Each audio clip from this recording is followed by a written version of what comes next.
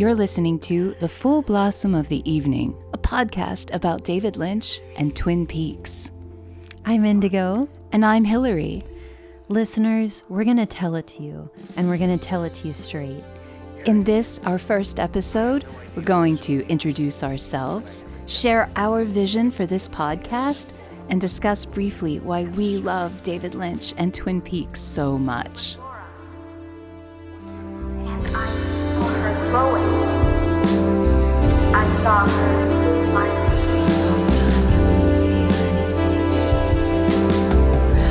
I feel like I'm gonna dream tonight.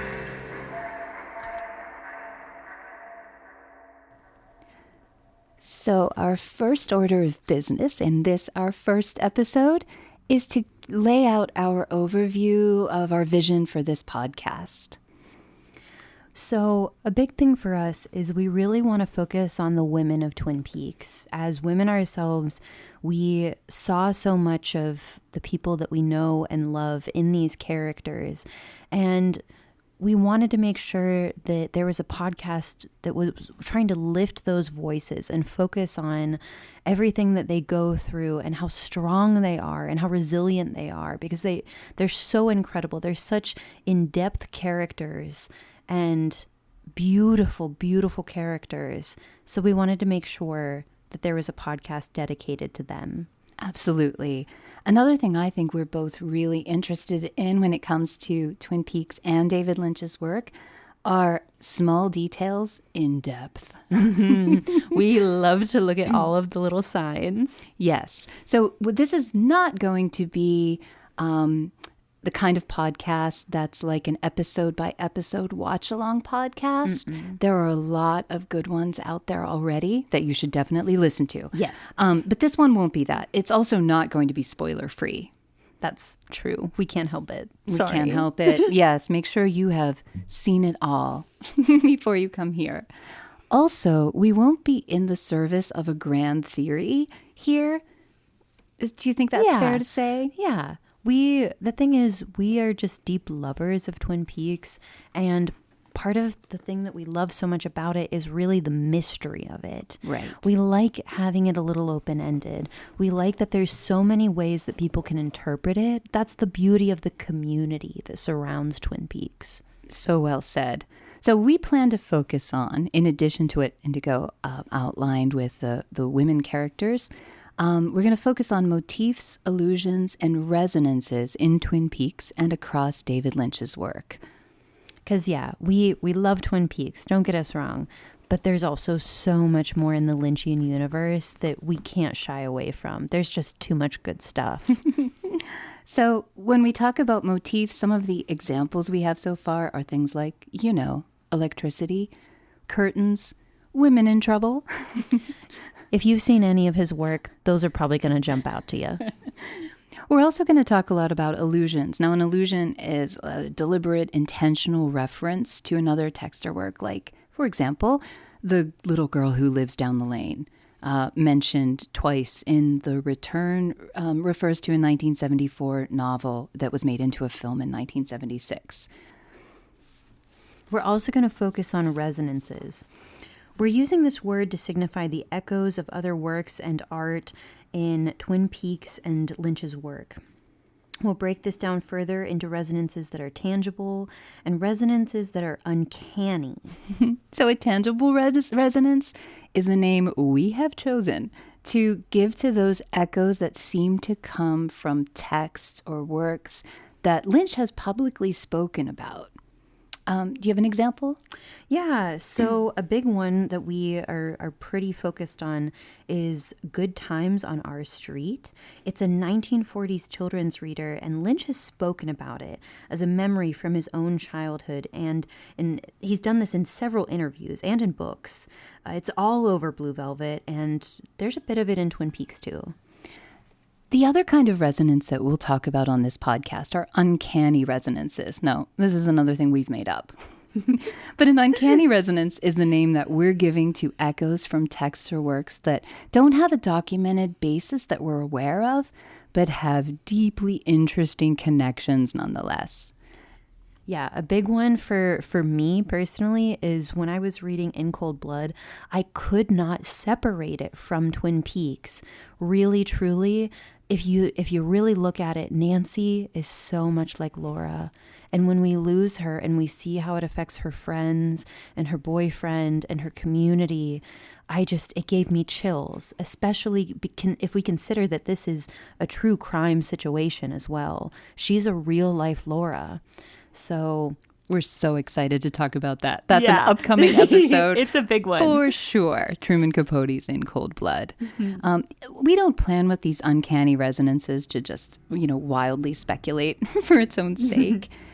When you think about it, no work of art just exists in a vacuum, and artists are always in conversations with the culture as a whole. So we're really interested in how Lynch's work reflects and contributes to that conversation. It's really fun. So why did we choose this title for our podcast? Why The Full Blossom of the Evening?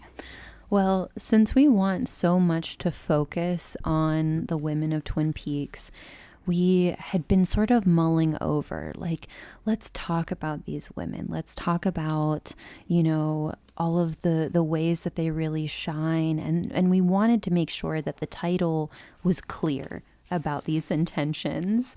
And as lovers of English and literature ourselves, as poets, I would say, yes, we had to focus on one of the poets of Twin Peaks. Yes, we are big fans of Harriet Hayward. She's just too wonderful. Right. In fact, I'm about the same age as the Twin Peaks characters. So Twin Peaks was on when I was in high school. And I like to joke that while Twin Peaks was happening and this wonderful cultural moment was happening, I was a real life Harriet Hayward, oblivious, sitting on my bed, mulling over the difference between full blossom and flower. And Donna's going out the window, right, investigating a murder, and I'm sitting there writing a poem. So I missed the moment when it happened and came to Twin Peaks later than that, but deeply identify with our girl Harriet. Yeah, but that's one of the beautiful things about Twin Peaks. Like, it was definitely, I'm a bit younger, and so I wouldn't have even had the chance to have watched it growing up. But when I watched it in college, it hit me so deeply. It was something that, generations later, even now, there are people like Gen Z kids who are finding this connection with Twin Peaks because it's a story that anyone who's been young can relate to. They can see themselves in any of those characters. And that's what's so beautiful about it, and also so haunting. You're so right. And I hadn't thought of this until just recently when my Gen Z daughter watched the Twin Peaks pilot and said, I like the high school kids. She said they really seem like high school kids, and you don't often see that in media. And I thought, how great that so many decades later, these characters still feel true. They still feel human. Right. And you were just telling me that she has gotten so into the soundtrack as well. Even the music of Twin Peaks can still reach any generation. It's just got that beautiful, haunting, magical quality to it that can just, it has you in a trance almost. Absolutely. And no matter who you are or where you are, what generation you are, I think it's going to hit. Yes. Now, Indigo, when did you first encounter, did you come to David Lynch through Twin Peaks? Yes, I did. And so that was in college, and I had a couple friends recommend it to me and mention it. And I think I'd just sort of seen things online. I was very much a Tumblr girl. And my Tumblr name is actually quite similar to the podcast name, which was another reason why it was in the back of my mind. Shout out to Harriet. So I felt like it was just sort of time to pick it up. And Oh boy, howdy. Oh my goodness. It completely changed me as a person. For one thing, one clear thing, I certainly started dressing a little differently. I started wearing a lot more of like the skirts and the sweaters. Nice. I mean, the style, come on, even today, it's phenomenal. But and then I just started really diving into his other work because how could I not? After being so charmed by Twin Peaks, Charmed. I mean, Perfect it really word. had a hold on me. And the more that I dove in, the more I feel like I got an even stronger understanding of Twin Peaks when you Yes. start to really recognize his style. And I am glad that I did that because then it prepared me for, I think it was maybe the year after I first watched it, or maybe the 2 years after was when The Return came out. Nice. And so then I went in informed of David Lynch's style because I feel like people who only know Twin Peaks, they only know Twin Peaks, David. They watched The Return. I've had so many people talk about this where they're like, that was weird. That was weird and Right. long and bizarre. And I'm like, yeah, right.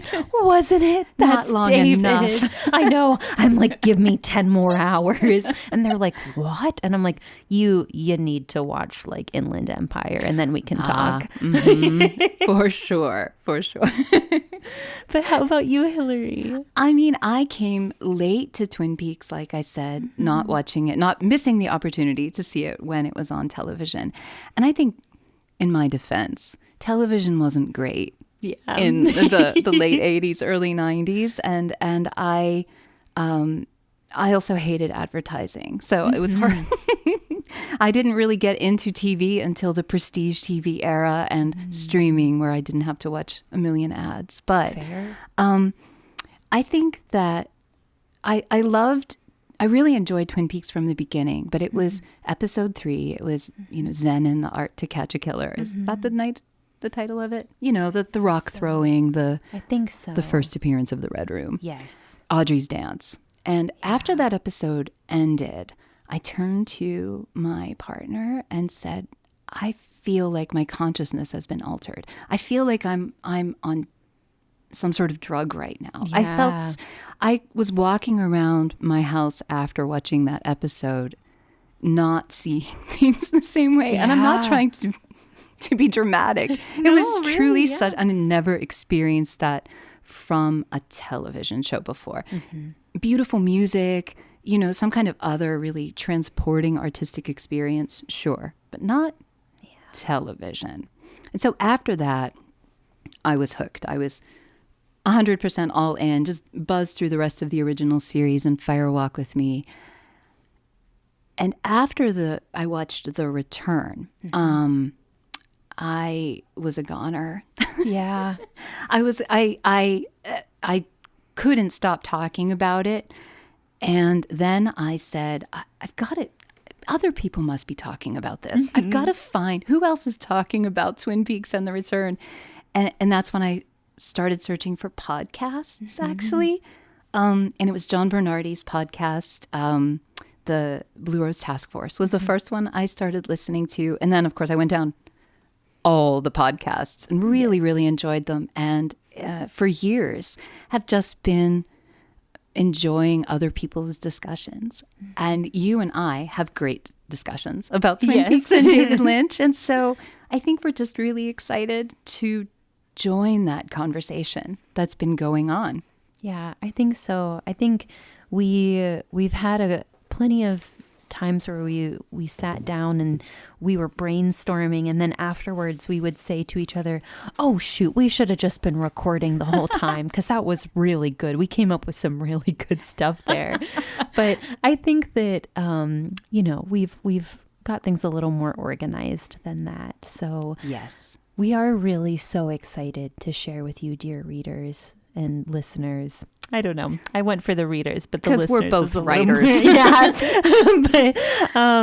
but yeah, we're so eager to share with you because we have so many thoughts and so many things that we've noticed, and we wonder if you've noticed too, and maybe you've been wanting someone to talk to about it, or wanting someone else to point it out so you could feel seen or validated. Yeah. And hopefully we can be those people. We're looking for the details. Yes, we're big readers also.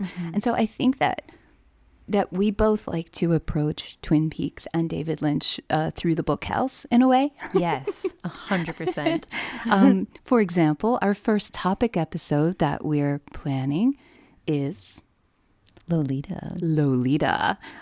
So the novel and the film, and this will be a tangible resonance episode, but that's more on that later. Yes, but there is quite a lot. It seems like, I'm sure all of you listening, you can think to yourself, oh yeah, of course. I mean, come on. There are some clear things, but there's even some more detailed things that you might not have picked up on, that as you dive in further, it gets eerie. Yeah, it's really exciting. So lots of books. We'll do the reading, so you don't have to if you don't want to, but you can if you want to. Yeah, by and let all us know means. What you think. Well, why don't we kind of end by talking a little bit about why we love David Lynch so much? Yes, easy. Where to begin? Well, I think that especially in the time that we've sort of been planning this podcast and working towards it, I had the great pleasure of reading Room to Dream. And just when I thought I couldn't love him even more, my goodness. And if you haven't read it, it's one of the things that was so comforting to read in it was just really the way that the women in his life speak so highly of him. Interesting. He works hard to be a safe person for them. And one of my favorite interactions that was listed there was one with Isabella Rossellini for Blue Velvet.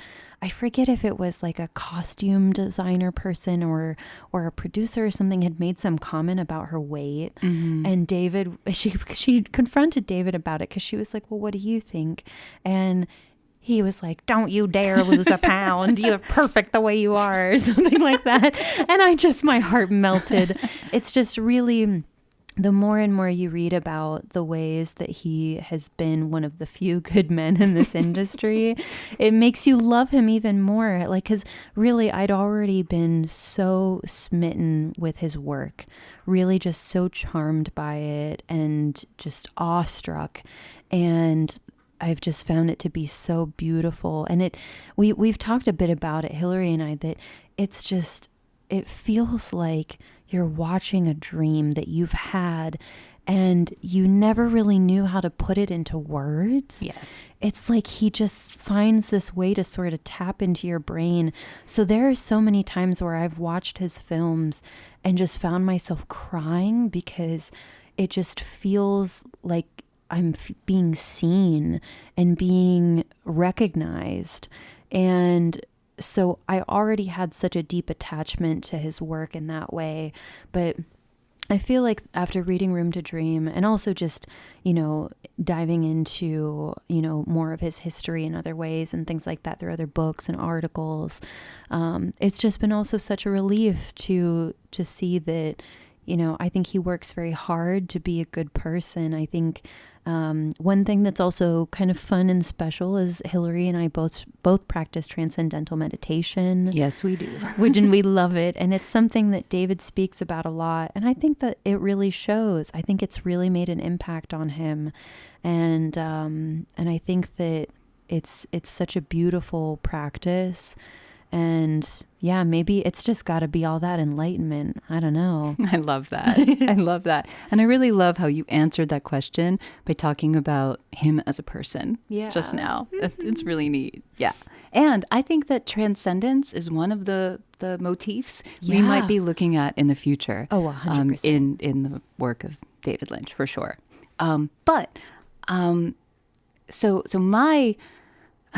I'll approach it then. I just want to second everything you said. Yeah, for sure. As for his work, I think I'm surprised that I like his work as much as I do, because I don't like horror. Yeah. I don't like violence, and I really shy away from. I should say this: I don't like it in visual media. Yeah. I scare really easily. Terrible images stick with me forever, Yeah. So I'm really sensitive, and so I tend to be very cautious. So why would I be an absolute fan of someone who's so strongly associated with some of the most dark and disturbing films, images out there? I don't know, but I think it's because that darkness is always married to light. Yeah. There and the light is not a facade, Yeah. and it's not fake, and it's not it's real. Yeah. It's not lionized or over exaggerated. It's just real, honest, wholesome goodness. That's paired with the deepest darkness you can imagine. And I think for most of us who are alive in the world, we see that is the reality of the world. Yeah. There is the deepest, darkest darkness out there. And I think knowing that true light and goodness and decency is there too, that's what makes it not only watchable, but like a comfort show, or comfort films for me. Right. I know. I watched Fire Walk with Me with my partner, who was like, "Well, I will never watch that again." So disturbed, so sad, and I love that film, right? And I'll watch it again and again because I can't wait for that moment at the end when Laura sees her angel, right? Yeah. But you can't appreciate that angel moment without all the darkness that comes first. Right. So. No, 100%. And I think that's something that we've talked about a lot, that we intend to bring up in the podcast, is that light, because it's really so important in his work, in not only Twin Peaks, but in the films as well. And and I think there is like that level of, when we talk about that transcendence as well, there's so much like balance that comes in with that. And I think a thing that's so interesting about David is it's kind of similar to, I think, the way that people talk about like Junji Ito a lot, because he, for folks who aren't familiar with his work, he is a very well-known and popular manga artist who he makes very dark, graphic horror. But as a person in interviews, he's always like the sweetest little angel, like such an absolute darling, charming person. And I feel like David is such the same way. And I remember having a conversation with my mom recently when she was visiting last, that she was telling me about something that I guess she just never told me about this, but also, I think I might not have appreciated it as much when I was younger, but she was talking about how whenever, I forget about what age I was, but when I was younger, she had a discussion with some teachers of mine that they were concerned that I was making art with like a lot of like black and red in it and stuff. And they're like, as teachers, we're told to look out for this kind of stuff. And my mom's response was, well, I'm glad she's getting it out in art rather than outwardly in conversation. Like if she's got like some anger or something going on, like, isn't it better if she's drawing it rather than, she's not getting in fights with her classmates, right? Like she's not being violent or anything. So isn't this preferable? Exploring the darkness in art. Yeah. And I think that that's huge for David. Yes. Like even like his paintings and stuff, like his media art, like they can be pretty dark. Yes. But it's how he's getting it out. Correct. Yeah. Very well said. Well, I think we're going to wrap this episode up, but our intention is to release this introductory episode concurrently with our first topic episode.